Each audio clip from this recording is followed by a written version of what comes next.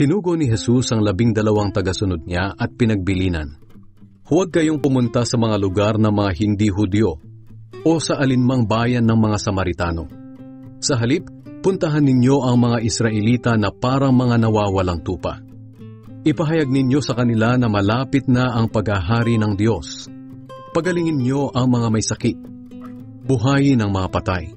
Pagalingin ang mga may malubhang sakit sa balat para maituring silang malinis at palayasin ang masasamang espiritu.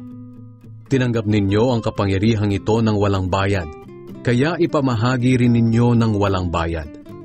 Huwag kayong magbaon ng pera o kaya'y magdala ng bag, damit na pambihis, sandalyas o tungkod, sapagkat ang manggagawa ay dapat lang nasuportahan sa mga pangangailangan niya. Sa alinmang bayan o nayon na inyong pupuntahan, humanap kayo ng taong malugod kayong tatanggapin sa kanyang bahay at makituloy kayo roon hanggang sa pag-alis ninyo.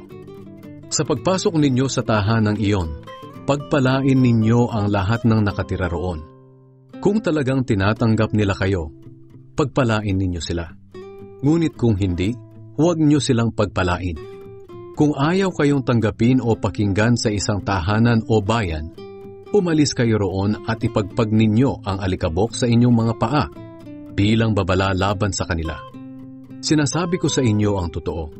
Sa araw ng paghuhukom, mas mabigat na parusa ang tatanggapin nila kaysa sa mga taga Sodom at Gomora.